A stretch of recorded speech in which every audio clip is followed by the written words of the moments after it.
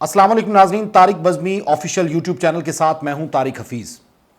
ناظرین، پاکستان میں نااہلی حکومت کی ہے، یہ بات بارہا آپ کو سننے کو ملتی ہے، لیکن آج آپ کے سامنے پاکستانی حکومت کی ایک اچھی مثال سامنے لے کر آ رہا ہوں، اور خصوصاً ایسی مثال آپ کو نہیں ملے گی۔ بڑی حیرانی ہوتی تھی جب ہم جیسے بہت سے لوگ حکومت پر تنقید کرتے تھے، تنقید کے نشتر حکومت سہتی تھی اور حکومت بڑی مطمئن ہوتی تھی۔ پاکستانی پرائم منسٹر آج بھی مطمئن ہیں اور پہلے بھی مطمئن تھے۔ ان کا کہنا تھا کہ پاکستان کے دن بدلیں گے اور دن بدلنے والے ہیں۔ اب کچھ ایسا ہی ہونے جا رہا ہے۔ ہونے کیا جا رہا ہے؟ کیا واقعی نوکریاں ملنے والی ہیں؟ یا واقعی پاکستان سے قرضوں کا بوجھ اترنے والا ہے؟ یا واقعی پاکستان کے اچھے دن آنے والے ہیں؟ تو اس کا جواب ہے ہاں، کیونکہ پاکستان کو ایک بہت بڑا خزانہ ملا ہے، اور یہ خزانہ پاکستان سے صرف 13 کلومیٹر کی دوری پر ہے۔ جب پاکستان کو یہ خزانہ مل جائے گا تو پاکستان میں نوکریوں کی بھرمار ہوگی، پاکستان کی معیشت بہتر ہوگی، اور اس کے ساتھ ساتھ پاکستان ترقی یافتہ ممالک کی فہرست میں آن کھڑا ہوگا، اور یہ دن دور نہیں ہے۔ اور حکومت بھی اسی لیے مطمئن ہے۔ اپوزیشن جتنے مرضی دھرنے دے لے، اپوزیشن جتنے مرضی احتجاج کر لے، پی ڈی ایم جتنے مرضی موومنٹ چلا لے، لیکن پرائم منسٹر یا حکومت پاکستان تحریک انصاف کی اس لیے مطمئن ہے کیونکہ وہ اس خزانے کو ہاتھ ڈالنے جا رہے ہیں۔ اور اس خزانے میں ہاتھ اکیلی گورنمنٹ نہیں بلکہ اس کے ساتھ ساتھ اسٹیبلشمنٹ کا بھی رول ہے، اس کے ساتھ army chief general Qamar Javed Bajwa کا بھی رول ہے، بہت بڑا رول ہے۔ سی پیک بننے جا رہا ہے، اور سی پیک بننے کے بعد جو ہے وہ اس خزانے میں ہاتھ ڈالا جائے گا، لیکن وہ خزانہ ہے کیا وہ آپ کو بتاتا ہوں۔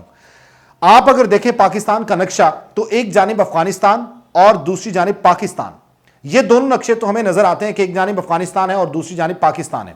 اگر ہم درمیان میں دیکھیں تو ایک باریک سی سٹرپ نظر آتی ہے، اس باریک سی سٹرپ کو کہا جاتا ہے واخان کوریڈور، اور اس کوریڈور میں پاکستان کے لیے خزانہ چھپا ہے۔ پاکستان 13 کلومیٹر دور جائے گا اور وہ خزانے تک پہنچ جائے گا۔ اس واخان کوریڈور کی جو چوڑائی ہے، جو وڈتھ ہے، وہ 13 کلومیٹر ہے، اور اس کی لمبائی 365 کلومیٹر ہے۔ یہ ایک چھوٹی سی پٹی، اور اس کے بعد آپ دیکھیے کہ سینٹرل ایشین سٹیٹ میں داخل ہو جاتے ہیں۔ جی ہاں، یہ وہی سینٹرل ایشین سٹیٹ ہے کہ جس تک رسائی کے لیے روس نے 79 میں جنگ لڑی، جس نے افغانستان میں اپنی حکومت بنانی چاہی۔ جب اس سے نہیں بنی اور امریکہ نے پاکستان کے ذریعے افغانستان کو سپورٹ کیا اور ایشین سٹیٹ کو توڑا، تو اس کے بعد امریکہ نے بھی وہی حربہ آزمایا اور امریکہ افغانستان میں حکومت کے خواب لے کر آیا، گو کہ اب اسے جانا پڑ رہا ہے۔ یہ ساری لڑائی تھی سینٹرل ایشین سٹیٹ تک رسائی کی، اور آخر کیوں یہ لڑائی تھی؟ کیونکہ وہ ذخائر سے مالا مال ہے۔ اب پاکستان کرنے کیا جا رہا ہے؟ ابھی آپ کو خبر سناتا ہوں، وہ ایک انٹرنیشنل اخبار کی خبر ہے جس میں کہا گیا کہ واخان کوریڈور پاکستان ٹریئر ہنٹ ٹورڈز ڈیٹ فری ٹائم، یعنی بہت جلدی ایسا وقت آنے والا ہے کہ پاکستان ڈیٹ فری ہوگا، پاکستان کے اوپر قرضوں کا بوجھ نہیں ہوگا۔ ایک ایسے خزانے کو ہاتھ پاکستان ڈالنے جا رہا ہے۔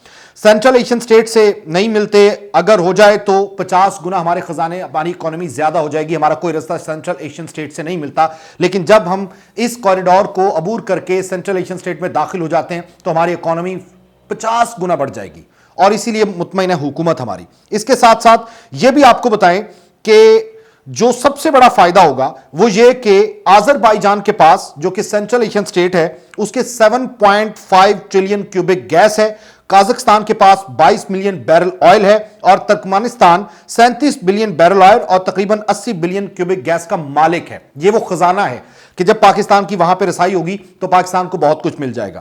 اس کے ساتھ ساتھ تاجکستان افغانستان کو بجلی دیتا ہے، جبکہ سینٹرل ایشین گیس اور آئل کے ذخائر سے مالا مال ہے، بھرا پڑا ہے، اور پاکستان سب سے زیادہ اپنا جو ڈالر کی صورت میں جو امپورٹ کرتا ہے وہ آئل ہے، وہ پیٹرول ہے، ڈیزل کی صورت میں ہو یا پیٹرول کی صورت میں ہو یا پھر دوسری آئل کی قسمیں ہو، پاکستان سب سے زیادہ وہی امپورٹ کرتا ہے، اور پاکستان کا جو فورن ریزرو ہے وہ سب سے زیادہ اسی مد میں جاتا ہے، اور اسی مد میں جانے کی وجہ سے پاکستان کی اکانومی اتنی ترقی نہیں کرتی۔ لیکن جب سینٹرل ایشین سٹیٹ کے ساتھ جو معاہدے ہو رہے ہیں وہ ہو جائیں، اور اس کے ساتھ ساتھ ڈائریکٹ راستہ 13 کلومیٹر چوڑائی کو عبور کر کے جب ہم وہاں پہ پہنچیں گے وہ ہو جائے، تو اس کے بعد پاکستان کو کوئی پریشانی نہیں ہوگی۔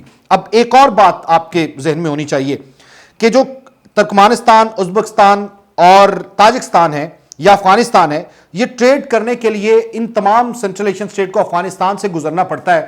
یعنی کہ یہ سمجھ لیں کہ اگر تجارت کرنی ہے تو انہیں ایران کا رستہ لینا ہوگا، کیونکہ ان کے پاس کوئی بھی لاک لینڈ ہے، ساری لاک لینڈ ہے، سارا زمینی راستہ ہے، اور کنٹینر کے ذریعے ان کو بندرگاہ سے ایران کی लाना पड़ता है तमाम तर साजो सामान, और उसके लिए इनके पास इतनी कॉस्ट लगती है कि जिसका आप अंदाजा नहीं कर सकते।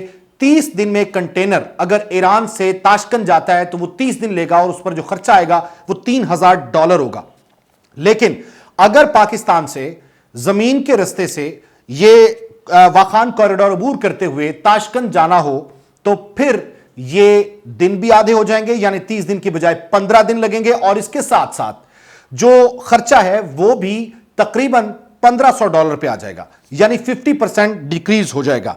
तो अगर ताशकंद तक कंटेनर पहुंचाना है जमीनी रास्ते के जरिए तो फिर पाकिस्तान से बेहतर कोई ऑप्शन नहीं होगा, और पाकिस्तान के पास बंदरगाह भी है और तमाम सेंट्रल एशियन स्टेट पाकिस्तान को प्रेफर करेंगी यहां से सब कुछ लाने ले जाने में, तो इसलिए पाकिस्तान का रोल इंतहाई अहम होगा। अच्छा, इसके बाद इसी कॉरिडोर में चाइना बहुत बड़ी इन्वेस्टमेंट कर रहा है इसी कॉरिडोर में, और इसके साथ साथ इंडिया भी ये चाहता है कि वो सेंट्रल एशियन स्टेट तक रसाई हासिल कर ले, क्योंकि वो भी अफगानिस्तान में इन्वेस्टमेंट कर चुका है पार्लियामेंट के बनाने में, और दीगर बहुत से प्रोजेक्ट्स में इंडिया इसीलिए इन्वेस्टमेंट कर रहा है कि वो अफगानिस्तान जाके बैठ जाए और अफगानिस्तान के जरिए वो सेंट्रल एशियन स्टेट में घुस जाए। लेकिन ऐसा हरगिज नहीं होगा, क्योंकि इस वक्त सीपैक भी बन रही है कि जो रशिया जो पुराना ख्वाब लेकर 79 में अफगानिस्तान आया था अफगानिस्तान को फतह करने के लिए, उस वक्त से अब तक रशिया का यह ख्वाब था, और अब वो सीपैक में शामिल होकर इस ख्वाब को शर्मिंदा ताबीर करने जा रहा है। उसके बाद आप ये बात एक और ज़हन में रखें कि पाकिस्तान एक और बड़ा काम करने जा रहा है, वो ये कि अफगानिस्तान, उज्बेकिस्तान और पाकिस्तान एक रेलवे ट्रैक बिछा रहे हैं, और इस रेलवे ट्रैक में ताशकंद से काबुल और काबुल से पेशावर तक रेल आएगी। यह ट्रैक पेशावर, काबुल और ताशकंद को आपस में जब मिला देगा तो फिर यह सी पैक के साथ भी कनेक्ट हो जाएगा, जिससे सी पैक के रास्ते भी खुल जाएंगे और central Asian state directly Pakistan से कनेक्टेड होगी।